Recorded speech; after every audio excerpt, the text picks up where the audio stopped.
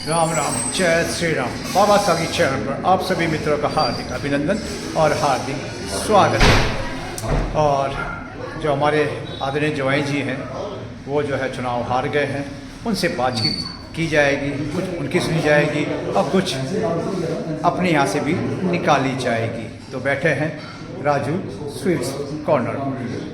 राधे राधे, जय श्री राम। आदरणीय जी, मैं जो है तो ये राजनीति में मुझे मतलब कि कोई इंटरेस्ट नहीं है, और आप तो खैर राजनीति में रहे हैं जी। तो आपके लिए राजनीति क्या है, पहले आपके विचार सुनूंगा, फिर मैं आपको अपने विचार बताऊंगा। तो राजनीति है क्या चीज़? देखो, पहले समय क्या था कि एक ही नीति के अनुसार राज किया जाता था जी। तो उसे बोलते थे राजनीति। वर्तमान में राजनीति का परिवेश कुछ चेंज हो चुका है जी। अब जो सोच थी पब्लिक की जी।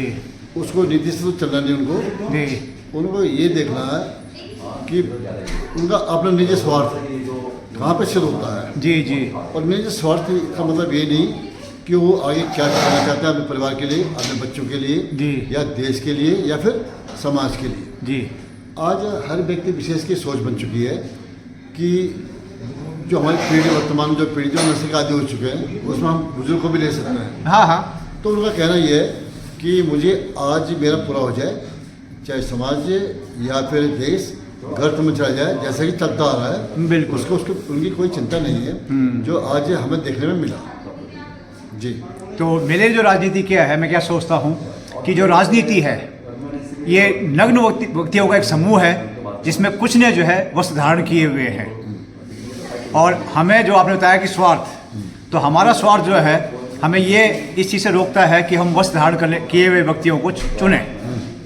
और मैं पहले अपने किसी एक वीडियो में बोल चुका हूँ कि इस जो विश्व में जो है 3 प्रकार के ग्रुप हैं। एक है रावणा दल, यानी कि मदिरापान मांसाहार।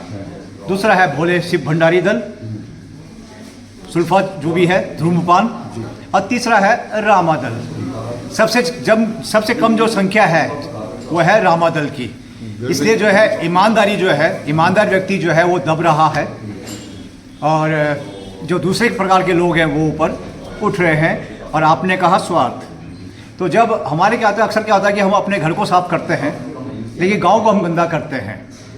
तो मेरी सोच कहती है कि जब हमें अपने गांव से ही प्यार नहीं है तो देश से हमें क्या प्यार होगा। निश्चित तौर पर मैं वही कहना चाहता हूँ। मैं जहाँ पे हम मानते थे कि उत्तराखंड एक देवभूमि है जी, और आज के संदर्भ में जी मैं कहना चाहता हूँ कि उत्तराखंड देवभूमि खत्म हो चुकी है, खत्म है, और यहाँ पे राक्षस भूमि जन्म ले चुके हैं, जिसमें कि जैसे ही आपने कहा कि कुछ लोगों ने कपड़े पहने हैं, बाकी सब नंगे हैं, तो वो नंगे लोग जो है वो ये चाहते हैं कि इसने भी कपड़े क्यों पहने हुए हैं, बिल्कुल, और क्यों नहीं भी हम भी नंगा कलर में साथ हैं। बिल्कुल सही। तो वही चल रहा है।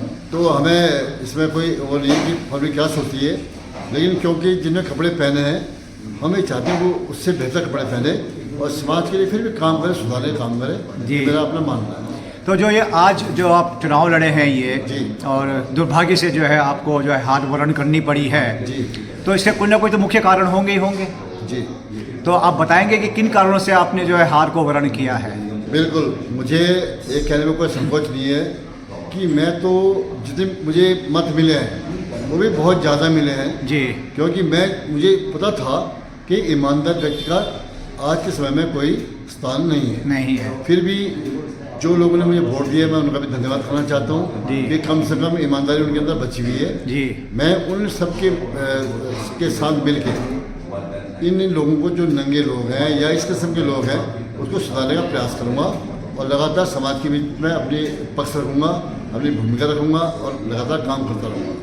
हाँ, ये निश्चित तौर पर कह सकता हूँ कि जो भी लोग सीट पर आएंगे या जीतेंगे उनका भी मैं धन्यवाद करना चाहता हूँ जी जी। और उनसे कहना भी चाहता हूँ कि जब आपको एक बहुमत मिला है या लोगों ने विश्वास आपके ऊपर जताया है तो आपको उनके लिए काम करना पड़ेगा निश्चित तौर पे, वरना फिर नंदन सिंह बिष्ट आपके सामने आएगा और आपको काम करने के लिए मजबूर करना पड़ेगा।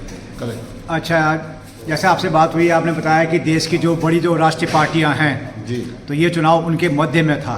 जी बिल्कुल, निश्चित तौर पे। जबकि मैंने आपको पहले भी कहा था जी जी कि ये नगर पंचायत के जो मुद्दे होते हैं वो कि लोकल मुद्दे होते हैं जी। जिसको हम एक क्षेत्रीय मुद्दे कह सकते हैं। जी हाँ। लेकिन देखने में ये आया कि जो राष्ट्रीय पार्टी के बड़े बड़े धुरंधर धन बल से और बाहुबल से क्षेत्र पंचायत को उन्होंने जो है प्रभावित किया, जिससे आज रिजल्ट आपके सामने है। लेकिन फिर भी क्योंकि हमारा एक पक्ष अलग है ईमानदारी का, जी हाँ। फिर भी इनके साथ इनसे काम करवाएंगे और जनता के पक्ष को इनके सामने रखेंगे और समस्या का समाधान करने में पूरा अपना सहयोग देंगे। तो कल मेरी भोली से बात हुई थी, तो उन्होंने कहा था, बहुत अच्छी लगी बात मुझे उनकी। जी बोला अगर श्री नंदन सिंह जी हार गए, सॉरी जीत गए तो 100 करोड़ के, और अगर हार गए तो फिर वो हो जाएंगे 150 करोड़ के।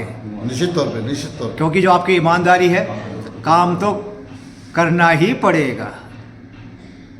निश्चित तौर पे मैं ये कहना चाहता हूँ और आपके माध्यम से मैं प्रशासन को भी चेताना चाहता जी। हूँ, और जो आज हमारे बीच में हमारे प्रतिनिधि चुन के आए हैं उनको भी मैं चेताना चाहता हूँ कि सरकार का पैसा यदि ज़मीन पे नहीं आएगा तो नंदन सिंह बिष्ट आपके आड़े बीच में आएगा, और इस मुद्दे को लेकर वो प्रशासन या शासन कहीं भी जाएगा और आपको निश्चित तौर पर काम करना पड़ेगा। यदि आपने भ्रष्टाचार की नींव रखनी चाहिए तो आपको जेल की भी हवा देखनी पड़ सकती है, मैं दावे के साथ कह सकता हूँ। विश्वास है मुझे। तो दुख है कि आप जो है चुनाव को आपने हार गए हैं, कोई बात नहीं, लेकिन जो आपने कहा है उस पर मुझे 100% विश्वास है। तो बहुत हार्दिक आभार, और आप अपने पथ पे चलते रहिए, क्योंकि मैंने एक चीज़ देखी है कि ईमानदारी दब तो सकती है लेकिन वो झुक नहीं सकती है। निश्चित तौर पे बिल्कुल। और जो दूसरे प्रकार के लोग होते हैं तो ईमानदार व्यक्ति से उनको जो है बहुत डर लगता है। निश्चित तौर पे, निश्चित तौर पे बिल्कुल आपकी बात पर मैं सहमत हूँ कि ये जो बेईमान लोग हैं, आज भी इनके अंदर नंदन सिंह नाम का एक भय बैठा हुआ है कि कभी भी किसी मोड़ पे भी इनको जेल के सजा के पीछे इनको जाना ही पड़ेगा। यदि काम अच्छा किया तो नंदन सिंह बिष्ट को सहयोग करेगा, यदि कहीं भी इनने कोताही बरती, लापरवाही बरती, तो निश्चित तौर पर इनकी जगह एक ही हो सकती है, वो हम सब लोग जानते हैं। धन्यवाद। धन्यवाद। राधे राधे। राधे। जय श्री राधे। जय श्री राम। राधे। जय देवभूमि उत्तराखंड। भारत माता की जय। जय हिंद।